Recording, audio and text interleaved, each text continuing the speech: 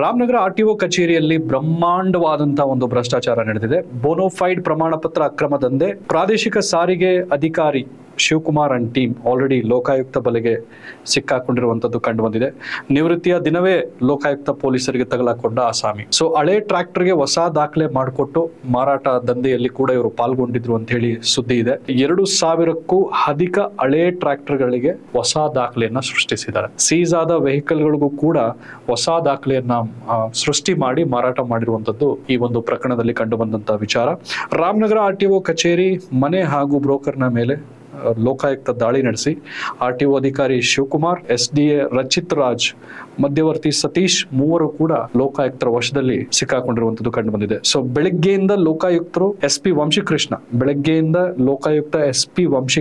ಇವರ ಒಂದು ನೇತೃತ್ವದಲ್ಲಿ ಪರಿಶೀಲನೆ ನಡೆಸಿರುವಂತದ್ದು. ಕೋಟ್ಯಾಂತರ ರು ಭ್ರಷ್ಟಾಚಾರ, ಕಡತಗಳ ಪರಿಶೀಲಿಸಿದಷ್ಟು ಭ್ರಷ್ಟಾಚಾರ ಕಂಡು ಬರ್ತಾನೆ ಇದೆ. ಭ್ರಷ್ಟಾಚಾರದ ಅಂಕಿ ಅಂಶಗಳು ಕೂಡ ಹೆಚ್ಚಳ ಆಗ್ತಾ ಇರುವಂತದ್ದು ಈ ಪ್ರಕರಣದಲ್ಲಿ ಕಂಡು ಬಂದಿದೆ.